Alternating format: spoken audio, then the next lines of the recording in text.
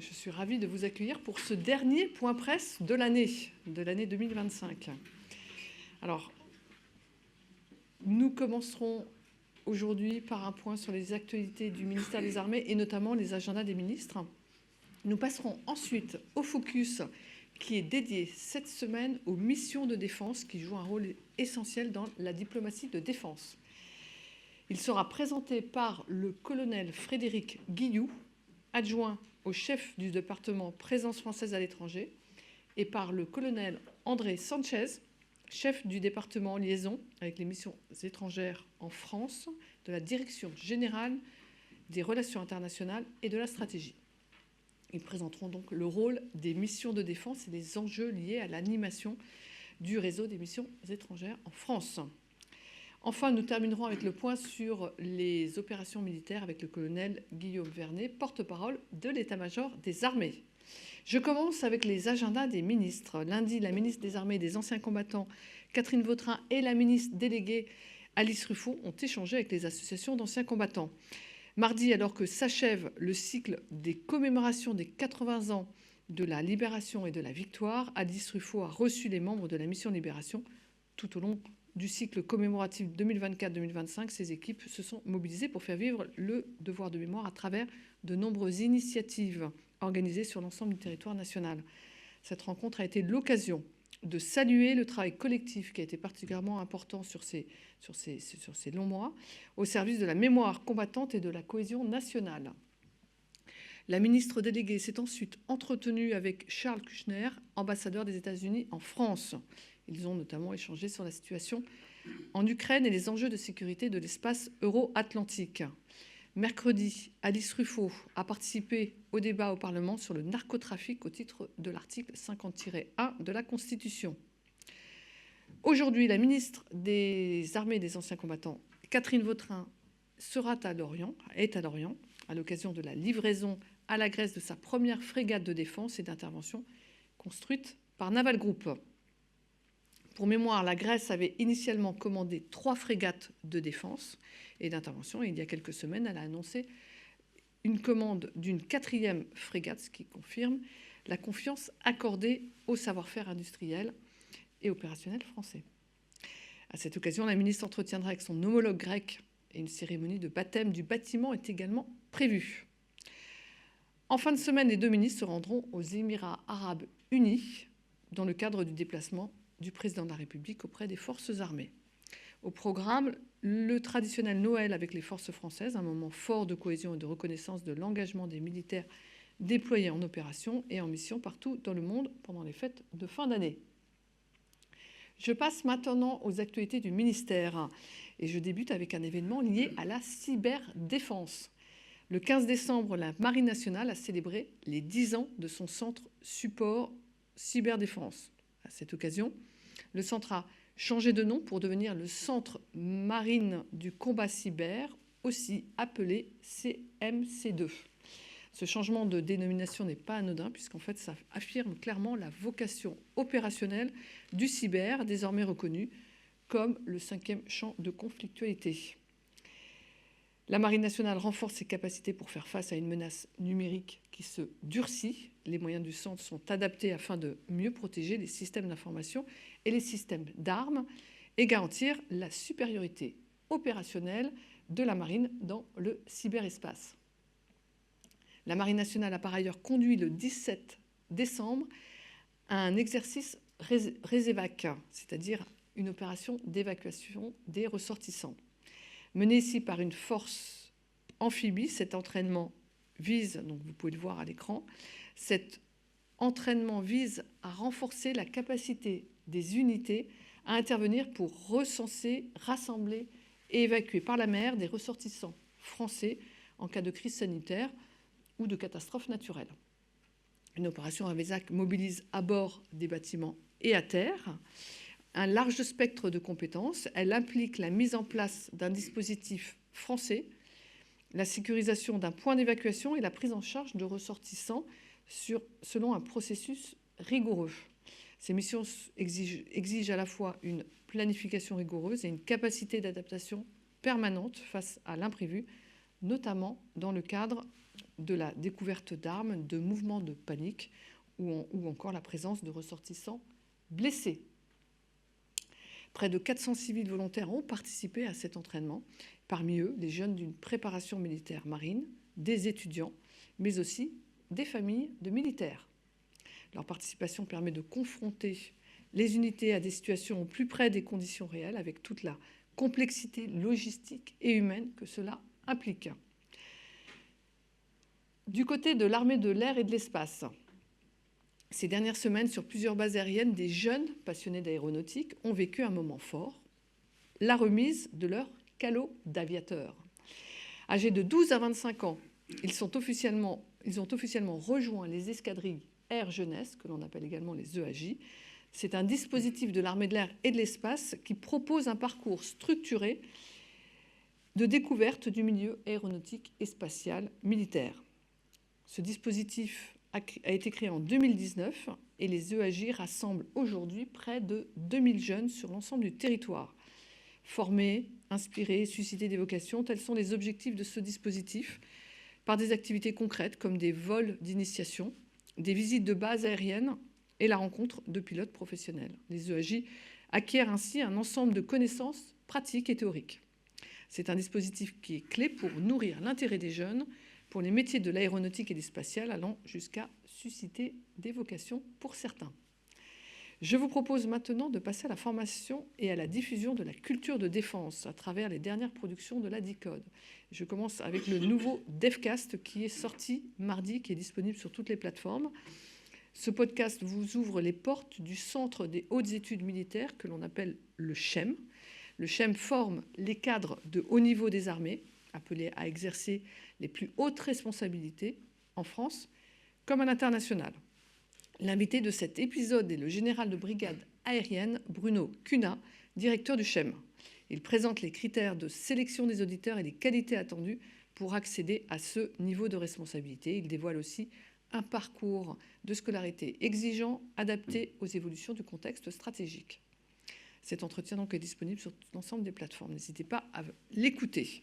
Et enfin, je vous donne rendez-vous dimanche 21 décembre pour un nouvel épisode du Journal de la Défense. Sans plus attendre, je vous propose de découvrir sa bande-annonce. La protection de la nation. La sécurité du pays repose sur chaque citoyen. S'engager pour la défense, ce n'est pas seulement porter l'uniforme. Militaires d'active, réservistes, civils de la défense ou entrepreneurs. Le Journal de la Défense est parti à leur rencontre pour comprendre comment ces Français participent à leur manière à la cohésion nationale. Cohésion nationale, l'arme décisive, c'est dans le Journal de la Défense, dimanche à 17h30. Alors, donc ce JDF est disponible, vous pouvez le regarder bien sûr, il sera diffusé sur LCP à 17h30 dimanche, mais vous pouvez également le retrouver sur les plateformes YouTube et TF1+. Je tiens à rappeler qu'à l'approche des fêtes de fin d'année, si le rythme ralentit pour beaucoup, la vigilance des armées, elle, ne connaît jamais d'interruption. Dans les airs, notamment, la protection de l'espace aérien national demeure une mission permanente et prioritaire de l'armée de l'air et de l'espace. Cette mission, que l'on appelle aussi la police du ciel, est exercée 24 heures sur 24, 7 jours sur 7, sous l'autorité directe du Premier ministre. Concrètement, ce sont plus de 400 aviateurs, contrôleurs aériens, pilotes, opérateurs radars, analystes, renseignements, qui se relaient pour assurer cette posture permanente de sûreté aérienne. En 2025, les avions de chasse et les hélicoptères de l'armée de l'air et de l'espace ont réalisé plus de 700 interventions réelles. Il s'agit notamment d'interventions dans le cadre de perte de contact radio, d'assistance en vol ou d'infraction aux règles de l'air, et cela représente en moyenne une 60aine de sorties par mois. Je termine avec un premier rendez-vous pour 2026. Le 6 janvier, le général d'armée Pierre Schill, chef d'état-major de l'armée de terre, remettra officiellement le drapeau du régiment de cyberdéfense à l'Hôtel national des Invalides. Cette cérémonie marque la création officielle de l'unité qui devient ainsi le plus jeune régiment de l'armée de terre. Le régiment est implanté depuis janvier 2025 à Saint-Jacques-de-la-Lande en Bretagne, au cœur de la communauté cyber des armées. Il incarne l'adaptation de l'armée de terre à l'évolution des menaces, en particulier dans le cyberespace. Avec ses capacités de défense numérique renforcées, le régiment de cyberdéfense est un maillon important dans la protection des opérations militaires et ses équipes sont capables d'intervenir rapidement, en tout temps et en tout lieu. Ceci conclut la présentation des actualités. Alors, je propose de passer au focus dédié cette semaine aux missions de défense qui sont clés dans la diplomatie de défense. Alors, qu'est-ce que c'est que la diplomatie de défense ? C'est une manière de construire des dialogues entre autorités de la défense dans la durée et de constituer une expertise indispensable à la conduite politico-diplomatique. Elle s'impose aujourd'hui comme un outil essentiel au service de la paix, de la stabilité et de la sécurité collective. Et elle est complémentaire de l'action diplomatique menée par le ministère de l'Europe et des Affaires étrangères.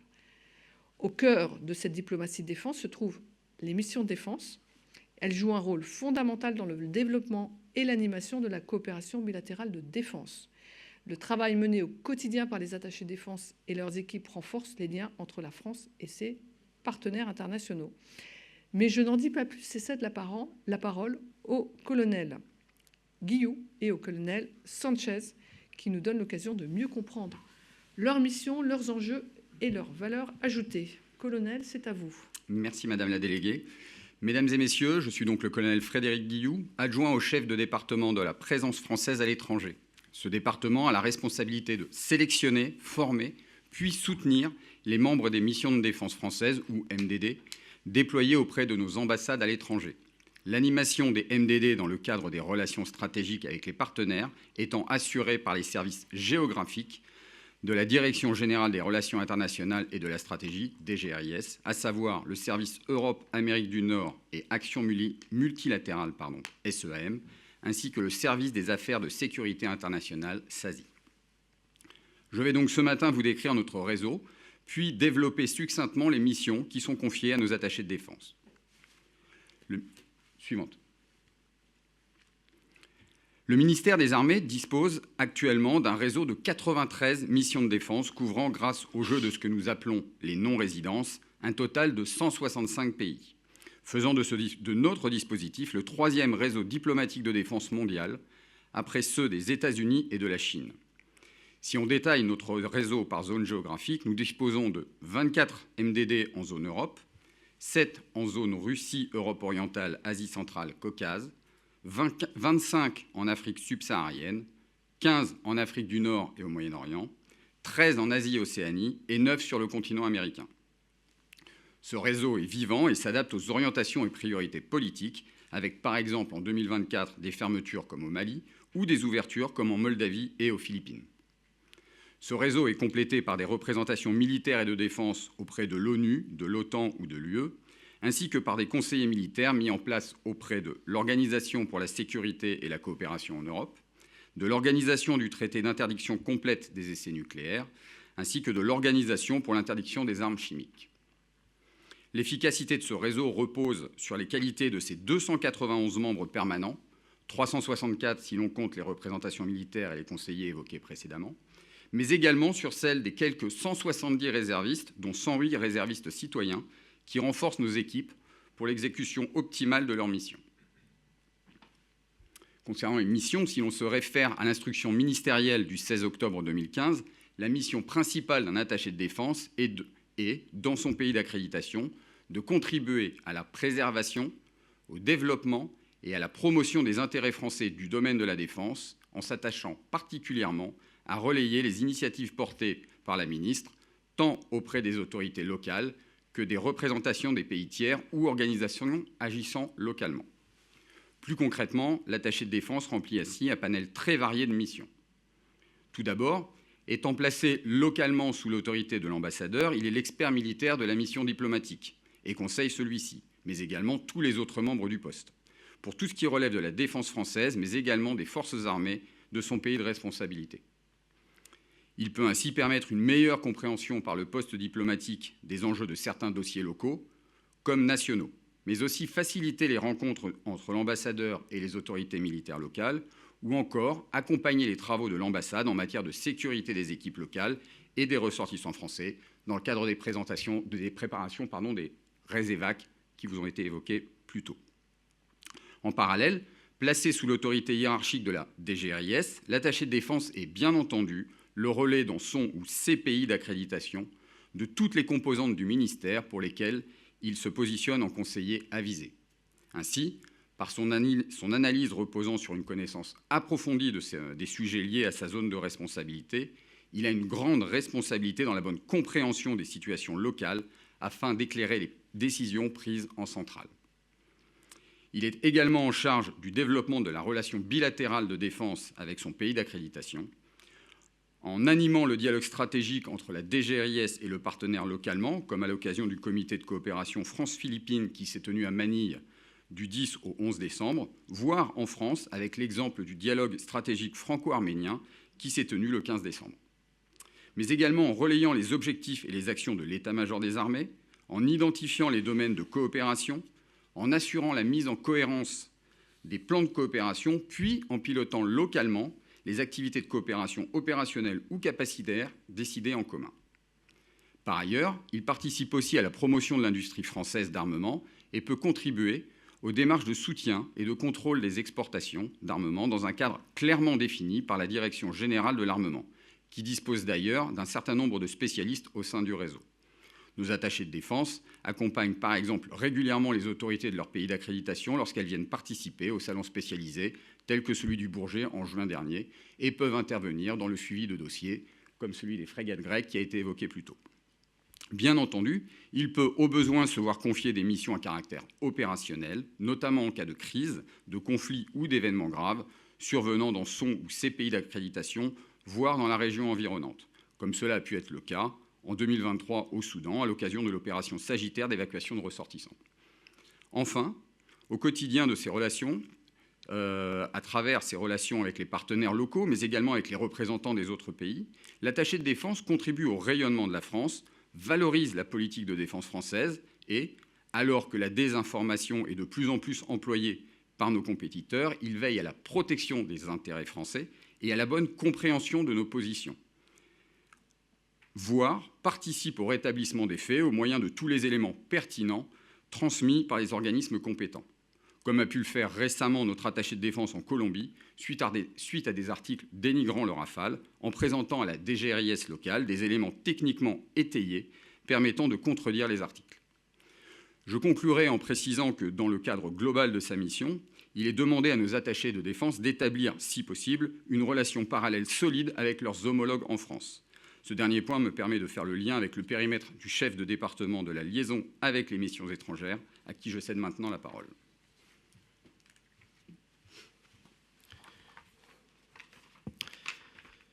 Merci Frédéric.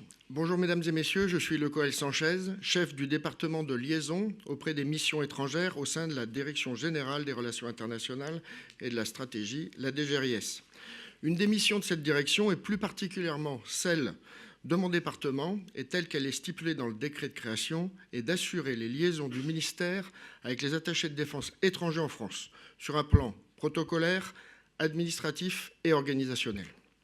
Mon propos d'aujourd'hui sera donc de vous expliquer comment nous réalisons cette mission, en caractérisant cette population passionnante que forment les attachés de défense, en expliquant ce qu'ils représentent pour nous et en détaillant comment nous animons au quotidien le réseau essentiel qu'ils incarnent.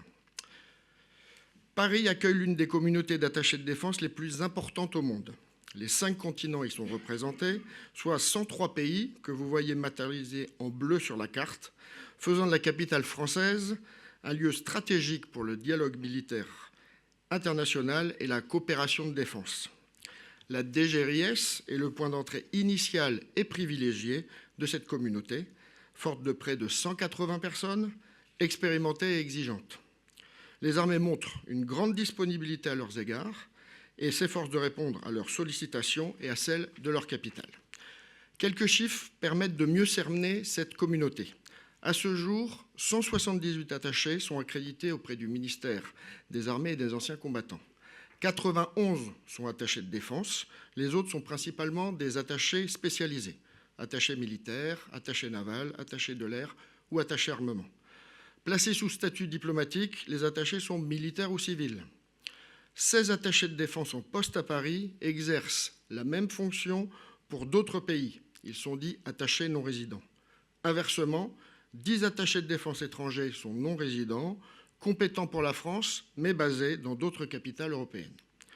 Le réseau des attachés comprend 32 officiers généraux et 136 officiers supérieurs, leur grade allant de celui de lieutenant-colonel à celui de général de division.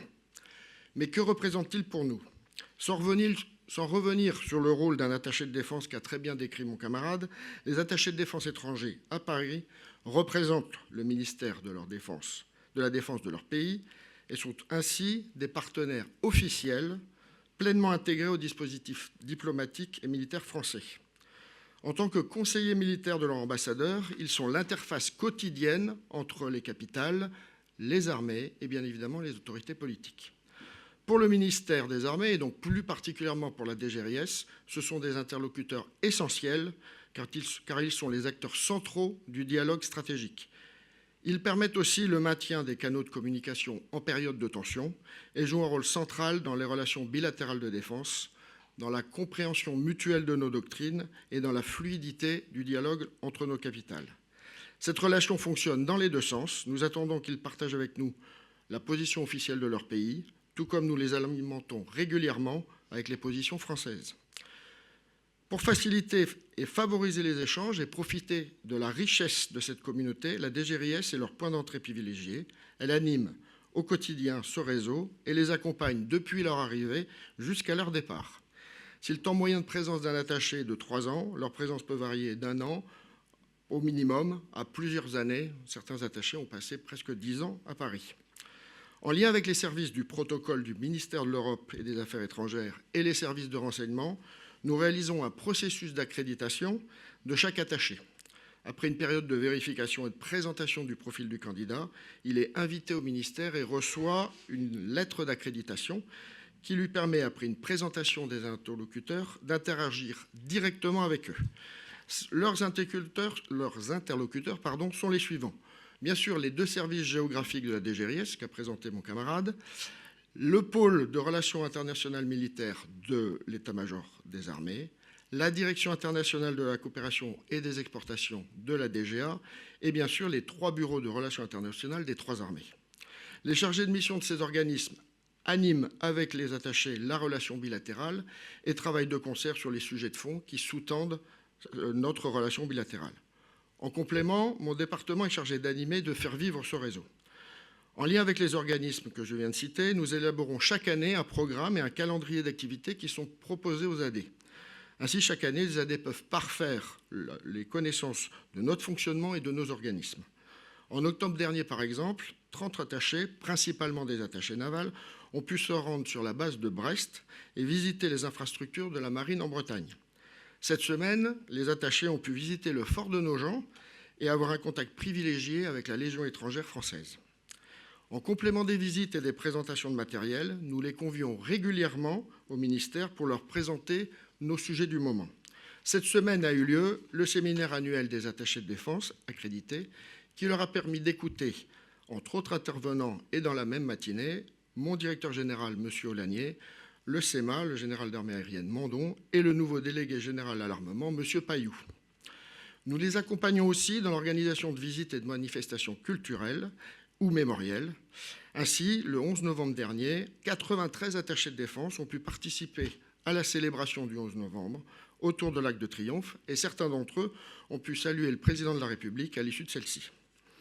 Enfin, la communauté des attachés de défense accrédités s'est organisée en une association, le CAMNA, le corps des attachés militaires, navals et de l'air, dirigé par un doyen qui est choisi par le CEMA. Traditionnellement, le CEMA choisit l'attaché de défense suisse comme doyen. Le doyen actuel est donc le général de division Peter Vanner. En conclusion, le ministère et plus particulièrement la DGRIS anime le réseau des attachés de défense étrangers afin de favoriser échanges, compréhension mutuelle et fluidité du dialogue qui sont essentiels dans la période que nous vivons. Merci beaucoup pour votre attention. Mon camarade et moi-même sommes prêts à répondre à vos questions. Merci beaucoup, colonel, pour ces 2 belles présentations. Avez-vous des questions ? Oula. Oui, bonjour, John Irish de l'agence Reuters. J'ai juste une question sur la Russie. Je crois qu'il y a un attaché de défense en Russie. Comment est-ce qu'il travaille avec les autorités russes? Et qu'est-ce qui se passe quand il y a de la désinformation russe, surtout sur le volet militaire? Est-ce qu'ils les approchent? Comment vous travaillez avec les Russes dans ce contexte assez compliqué? Alors je répondrai de manière générique, puisque comme je l'ai rappelé, moi je ne suis pas spécialiste de la zone géographique. Il travaille par contact direct, il est accrédité et il a des interlocuteurs dans la structure, il peut même être convoqué au ministère. Et après, ça se passe par échange de lettres, rencontres et sur sollicitation et transmission d'éléments par la zone géographique à Paris. Depuis Paris, je veux dire. Et vu le contexte actuel qui est quand même très difficile dans les relations franco-russes, est-ce qu'il arrive quand même à avoir un contact sérieux avec eux, ou est-ce qu'en fait il est coincé dans l'ambassade et n'arrive pas à faire grand-chose? Non, il a des échanges, il rend compte régulièrement d'échanges, mais là ce serait plus la zone géographique qui pourrait vous répondre, puisque je n'ai pas forcément accès à tous ces comptes rendus. Bonjour, Mathieu Rabéchaud, AFP. Dans la foulée de la question de mon collègue, par exemple, a-t-il pu assister aux manœuvres Zapad en septembre dernier? Et inversement, quid de l'activité de l'attaché de défense ou de l'équipe d'attachés de défense russe à Paris? Quelles sont leurs activités? Je n'ai pas l'information pour sa participation à l'exercice Zapad, mais peut-être que la zone géographique sera en mesure de répondre. Mais à mon niveau, je n'ai pas la réponse. On reviendra vers vous pour vous apporter des précisions à ce niveau-là. Alors, l'attaché de défense russe est connu de nos services, puisque initialement il avait été accrédité. Donc c'est donc un canal que l'on peut activer à la demande, bien évidemment, de notre directeur général, si jamais un message devrait être passé. Pour le moment, il n'est plus convoqué au ministère. On a réduit énormément les relations, l'alimentation que nous faisions avec les autres attachés de défense. Elle est particulièrement réduite pour cet attaché de défense, mais nous pouvons l'activer si jamais le besoin s'en faisait sentir. Messieurs, bonjour. Christophe Vignon pour le magazine Défense Expert. C'est vrai que la France a enregistré depuis de nombreuses années beaucoup de succès à l'export, notamment avec le Rafale, le canon César, et puis on l'a rappelé dernièrement avec les frégates grecques. Et donc c'est, je pense, lié à un partenariat avec les industriels, les attachés de défense et d'autres instances. Deux petites questions rapides. Première question, quels sont les pays pour lesquels nos attachés de défense sont le plus impliqués, qui demandent le plus de travail, puisque c'est vrai que les contrats se négocient longtemps, disons, forcément en avance. Et quelles sont nos relations avec les attachés chinois? Merci. Donc une question pour moi et une question pour mon camarade. Donc concernant les pays les plus impliqués, les pays pour lesquels nos attachés de défense sont les plus impliqués, c'est très variable. Ça suit bien entendu les orientations politiques qui nous sont transmises par la ministre. Et généralement, les pays les plus impliqués font l'objet du déploiement, de la mise en place d'un attaché de défense adjoint armement pour développer cette coopération. Comme je vous le disais, il y a plusieurs membres de la DGA sur notre réseau, approximativement 10% du réseau, une trentaine d'attachés de défense armement, qui sont répartis naturellement sur des pays comme la Grèce, l'Inde ou d'autres pays. On vient récemment d'en déployer un du côté des pays baltes, par exemple. Donc, pour ce qui concerne les attachés de défense chinois, ils n'ont pas les mêmes restrictions que l'attaché de défense russe, par exemple. Les attachés de défense chinois sont invités à nos manifestations. Nous avons des relations régulières avec eux. Et l'attaché de défense chinois, d'ailleurs, le général Li nous a quittés il y a à peu près un mois et nous sommes dans l'attente de son remplaçant qui devrait arriver en début d'année. Une dernière, en regardant la carte, on voit qu'il y avait un gros blanc au niveau du Sahel. Est-ce qu'il n'y avait pas d'attaché de défense au Sahel, enfin dans deux pays du Sahel en poste en France, et inversement, ou est-ce que ça a évolué à la suite des coups d'État? Alors, je vais d'abord répondre pour les attachés de défense français au Sahel. Effectivement, comme je l'expliquais, la mise en place d'un attaché de défense relève d'une décision politique et d'une décision du partenaire. Les conditions n'étaient plus réunies pour que nous maintenions des missions de défense dans ces pays. Je rajouterai juste un petit détail. Généralement, nous appliquons ou nous essayons d'appliquer la réciprocité, c'est-à-dire que nous aurons des missions de défense du volume égal à la mission de défense qui est ouverte à Paris pour nos partenaires qui le souhaitent. Donc je réinsiste sur ce que vient de dire mon camarade. Bien évidemment, c'est une volonté politique et une volonté du partenaire qui sont à la base de l'installation de ces missions de défense. Dernière petite question à nouveau. Vous avez bien sûr évoqué tout à l'heure qu'il y avait deux réseaux importants, effectivement, américains et chinois. Quels sont les atouts de la France pour faire face à ces deux grandes puissances qui, effectivement, ont quand même des poids aussi diplomatiques importants? Merci. Les atouts de la France, d'être déjà un acteur fervent, enfin, comment dire, un supporter fervent du multilatéralisme et de vouloir maintenir le lien avec tout le monde à différents niveaux, donc soit diplomatique seulement, soit diplomatique et de défense, et d'avoir une position équilibrée sur l'ensemble des sujets. C'est ce qui nous permet de parler avec globalement tout le monde. Et pour ma part, je rajouterai que la France fait un effort particulièrement apprécié envers les attachés de défense étrangers, ce qui n'est pas le cas de toutes les capitales. Nous avons le retour souvent de nos aidés qui regrettent que dans leur capitale ne soit pas organisé le même nombre d'activités, le même nombre d'interactions. Et la DGRIS met un point d'honneur justement à animer un réseau pour que ces attachés de défense étrangers soient alimentés, puissent nous faire des retours et que donc cette relation vive et nous soit très profitable. J'avais également une petite question. Vous avez parlé de réservistes. Quel est le rôle des réservistes dans vos missions? Alors, les réservistes permettent deux choses. Soit d'améliorer le réseau localement, puisque ce sont des réservistes recrutés localement, sur la base soit d'anciens militaires qui se seraient installés dans le pays, soit de membres du réseau, on va dire, économique qui se sont implantés sur le pays. Donc ça nous permet de développer le réseau pour la mission de défense dans le pays, mais également de renforcer nos missions de défense ponctuellement dans le cadre d'une activité accrue, par exemple. Merci beaucoup. Je vous remercie, messieurs les colonels, et place maintenant au point sur les opérations militaires avec le colonel Vernet, porte-parole de l'état-major des armées. Merci Madame la Directrice, bonjour à tous et à toutes. Et débutons cette revue des opérations par l'Europe, où la France poursuit son engagement sur le flanc oriental de l'Alliance en coopération avec ses partenaires.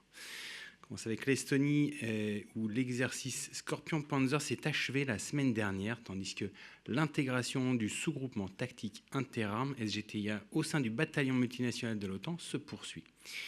Cette semaine, les forces françaises et britanniques ont mené des entraînements conjoints axés sur la conquête de tranchées. Le SGTIA a également conduit un exercice de tir combiné intégrant des phases d'infiltration, de reconnaissance par drone, d'appui mortier et de combat de tranchées. Plus au sud maintenant, en Roumanie, 2 activités d'entraînement et d'aguerrissement ont marqué la semaine écoulée. Le 10 décembre, à Cinku, une section d'infanterie composée d'éléments de génie combat français et d'un détachement belge du bataillon multinational de l'OTAN a conduit un exercice de saisie d'une zone habitée. Cette manœuvre a permis de renforcer la coordination interalliée et de mettre en œuvre l'ensemble des savoir-faire du combat urbain, de l'appui à la manœuvre jusqu'à l'assaut et la sécurisation des infrastructures. Le 11 décembre, toujours en Roumanie, à Caracal, le contingent portugais a organisé Variatos Challenge, réunissant une 60aine de militaires issus de 7 nations. Donc, il s'agit d'un challenge ponctué d'épreuves physiques, de tir, de secourisme au combat, de lancer de grenades d'exercice et de combat en espace clos.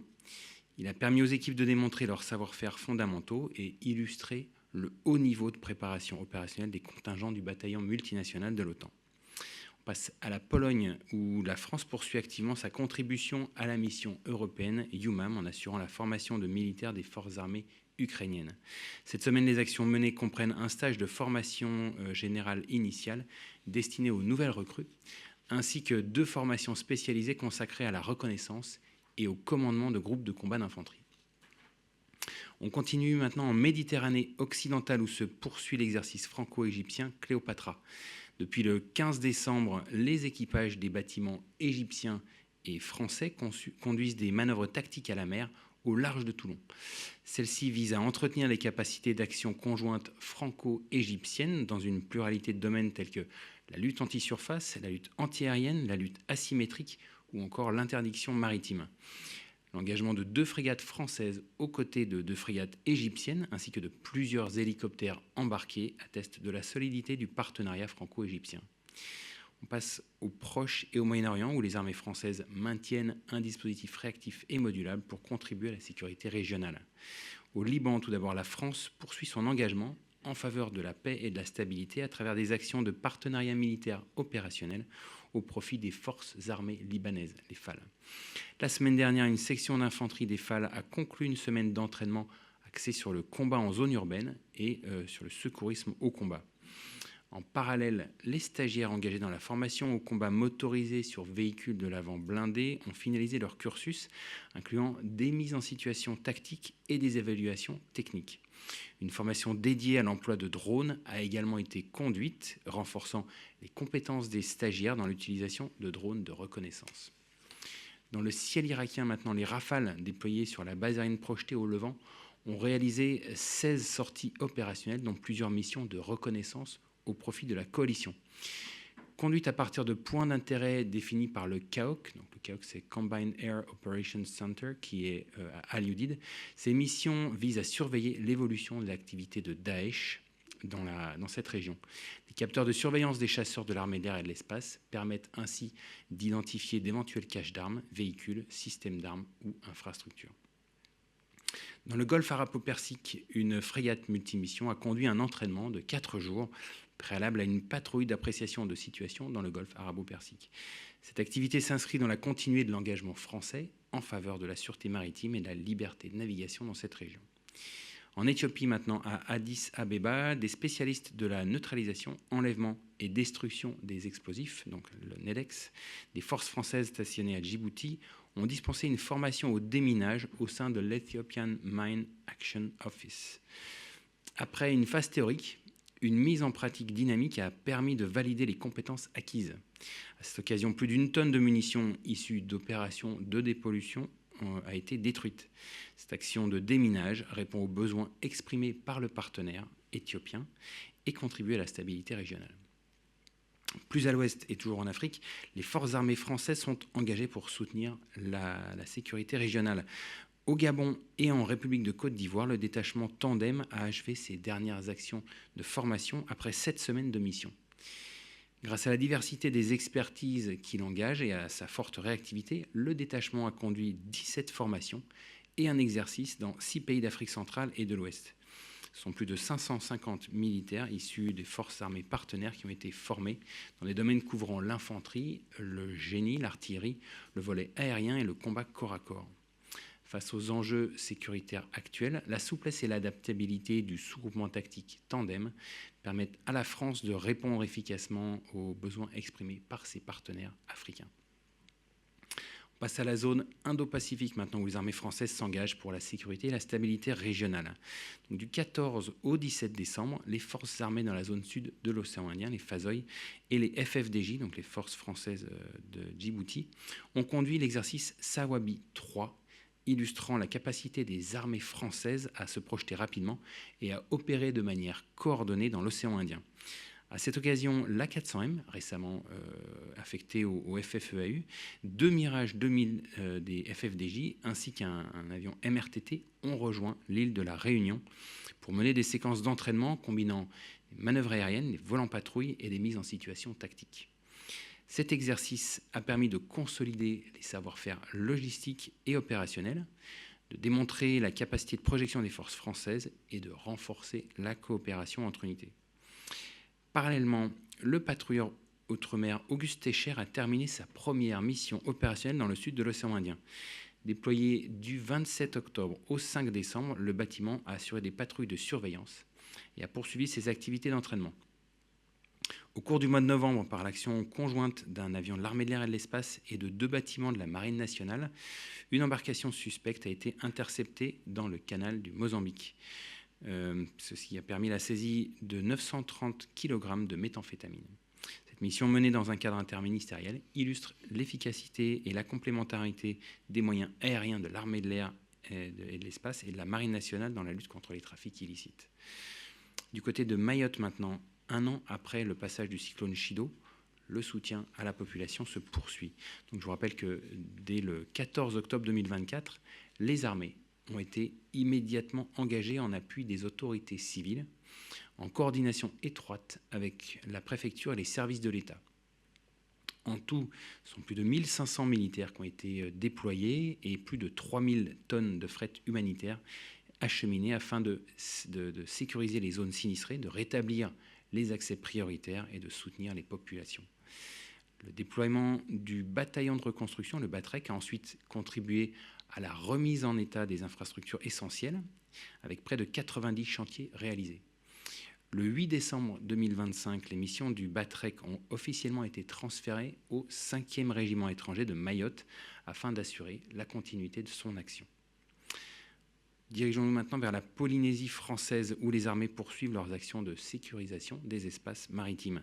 Dans le cadre de la mission Pacific Aito 25, un bâtiment de soutien et d'assistance outre-mer a intensifié ses opérations de surveillance à l'ouest des Marquises, notamment dans le domaine de la police des pêches et de la lutte contre les activités illicites en mer au sein de la zone économique exclusive polynésienne. En parallèle, du 1er au 15 décembre, les forces armées en Polynésie française ont conduit une formation multitechnique au profit de policiers des forces de sécurité des îles Kiribati, dans le cadre de l'Académie du Pacifique. Les stagiaires ont été formés au tir, au secourisme, au combat, au corps à corps et à l'emploi des drones, dispensés par des cellules spécialisées du Régiment d'infanterie de marine du Pacifique Polynésie, le RIMAP-P. Cette formation renforce les liens entre la France et les États insulaires du Pacifique. Continuons cette revue des opérations en Guyane, où les armées françaises poursuivent leurs actions de lutte contre les trafics illicites. En milieu forestier, 2 opérations majeures ont permis de désorganiser des réseaux d'orpaillage illégal, de démanteler des sites clandestins et de perturber les circuits logistiques associés. Et en mer, un patrouilleur anti-Guyane a été déployé dans le cadre de l'opération Mokaran, dédiée à la lutte contre la pêche illégale. Ce déploiement a conduit au contrôle de nombreux navires suspects et au déroutement de 3 d'entre eux qui étaient en situation d'infraction. Enfin, les forces armées en Guyane ont déployé le 17 décembre un dispositif de sécurité autour du centre spatial guyanais dans le cadre du dernier lancement Ariane de cette année 2025. Présent en mer, à terre et dans les airs, ce dispositif de sécurité complet contribue à l'autonomie et la souveraineté française dans le domaine spatial. Et on termine par l'Hexagone où, à la demande du Premier ministre, les armées françaises ont été sollicitées sans délai pour appuyer l'action de l'État face à l'épidémie de dermatose nodulaire contagieuse. Grâce à leur capacité de réaction rapide et à leur organisation logistique éprouvée, les armées contribuent à la récupération puis à l'acheminement de doses de vaccins vers les régions concernées. Tout ceci afin de répondre aux besoins urgents identifiés sur le terrain. Par ailleurs, les armées déploient des vétérinaires et des conseillers de services de santé des armées afin d'apporter une expertise et un appui direct dans le domaine de la vaccination aux exploitants agricoles et aux services de l'État. La contribution des armées a vocation à accélérer les actions de vaccination et à renforcer la coordination dans une logique de soutien et de complémentarité, et donc sans se substituer aux acteurs civils compétents. Et ceci conclut mon intervention. Je suis prêt à répondre à vos questions. Bonjour mon colonel Patrick Sauze de BFM. Est-ce qu'on peut avoir justement un point sur les opérations en cours en termes de nombre et de moyens dans l'Hexagone sur la livraison des doses de vaccins, et j'ai bien compris, en soutien aux autorités compétentes? Oui, tout à fait. Donc, ces opérations, c'est d'abord une opération logistique. Donc, c'est 400 000 doses qui ont été acheminées depuis les Pays-Bas. Donc, c'est un camion réfrigéré du service du commissariat des armées qui a été mobilisé. Et cet acheminement s'est fait ensuite en 2 temps, puisqu'il a fallu, donc une fois qu'on a récupéré ces doses, il a fallu les reconditionner pour leur redistribution. Donc ce reconditionnement a eu lieu ce matin vers une redistribution vers le sud-ouest de la France. Et donc à l'issue de ce reconditionnement, les doses ont été acheminées par avion à 400M vers la ville de Toulouse pour un réacheminement. Donc c'est 400 000 doses qui vont contribuer à cette campagne de vaccination. Alors là, pour les équipages aéronefs, c'est de l'ordre de 5 à 6 personnes. Il y a aussi un peu de manutention, il y a les camions. Et puis ensuite, la partie sanitaire, c'est quelques dizaines de personnes pour effectuer les opérations de vaccination. Bonjour colonel, une petite précision sur le Liban, sur la formation au profit des forces armées libanaises. Est-ce que c'est dans un cadre bilatéral ou un cadre FINUL? Et sur MAM, avez-vous un bilan des troupes ukrainiennes formées cette année ou depuis 2022 par la France? Alors le bilan des troupes ukrainiennes, je vous dois un chiffre, je vous le transférerai, je n'ai pas la valeur sous la main. Donc on reviendra vers vous. Pour ce qui est des travaux qui sont faits au Liban, donc on a effectivement une partie bilatérale avec les FAL qui est de longue date, hein, c'est un partenariat historique qui va de la cession à la formation. On a des coopérants qui sont sur place. Et dans le cadre de la FINUL, on a un lien permanent avec les forces armées libanaises. Donc en fait, les contingents français peuvent être amenés à faire un petit peu les deux. En fait, c'est quand on travaille avec les FAL dans un cadre FCR, on ne peut pas dire qu'on ne fasse pas non plus de coopération bilatérale, même si ce sont 2 missions qui sont effectivement différenciées dans le mandat. En fait, ils ne retirent pas leur casque bleu. Quand ils sont en mission dans le mandat, dans un mandat FINUL FCR, ils sont malgré tout en contact avec les FAL. Et dans ces contacts, il peut y avoir de multiples choses, des échanges, et ces échanges participent à la coopération bilatérale. Oui, bonjour. J'ai une question sur l'Ukraine. On a eu beaucoup de déclarations cette semaine des politiques sur enfin un engagement des Américains sur les garanties de sécurité pour l'Ukraine avec du concret et ce fameux backstop.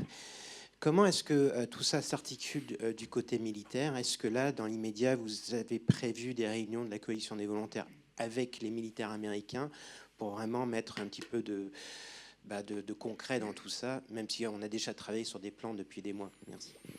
Alors, merci beaucoup pour cette question. Donc, la coalition des volontaires, c'est une initiative franco-britannique qui réunit un certain nombre de pays qui sont à la fois européens, mais pas uniquement, hein. On a d'autres continents qui sont présents. Il y a une coordination qui est faite en permanence avec d'autres entités, notamment avec l'OTAN. SACEUR participe au titre de la coordination, puisqu'il il ne faut pas se substituer à ce que fait déjà l'OTAN. Et je vous rappelle que SACEUR a 2 casquettes. Il est à la fois commandement suprême allié en Europe, mais il est aussi il est commandeur d'un commandement supérieur américain, c'est un COCOM qui s'appelle EUCOM. Donc à ce titre-là, le dialogue est continu avec les Américains. Maintenant, pour ce qui est, vous avez évoqué des déclarations qui sont plutôt d'ordre politique, et donc les négociations sont encore en cours. C'est cette question de backstop, donc il faut pas. Il y a 2 sujets. Il y a le sujet dans la profondeur, donc les garanties de sécurité qui sont apportées par la coalition des volontaires. C'est bien une action dans la profondeur qui vise à éviter la résurgence en cas de cessez-le-feu, la résurgence d'une opération d'envergure de la part des Russes, d'abord en formant les militaires ukrainiens et une partie de sécurité aérienne et de sécurité maritime, tandis qu'il y a une seconde partie, un second volet qui est la surveillance du cessez-le-feu, qui est un volet qui est vraiment différent de cette coalition des volontaires. Et donc, il faut qu'il y ait une articulation entre les deux, certes, mais à ce stade, c'est encore des sujets qui sont de niveau politique. Et donc, derrière, la coordination militaire se fera une fois que les décisions auront été prises. Merci beaucoup. Je crois que ceci clôt le point presse de ce jour, de cette année. Et je vous souhaite à toutes et à tous d'excellentes fêtes de fin d'année. Nous serons très heureux de vous retrouver le 8 janvier pour le prochain point presse. Et bien évidemment, le Centre Média reste disponible pendant cette période de Noël pour répondre à vos questions si besoin. Très bonne fin de semaine et très bonne fête de fin d'année à tous.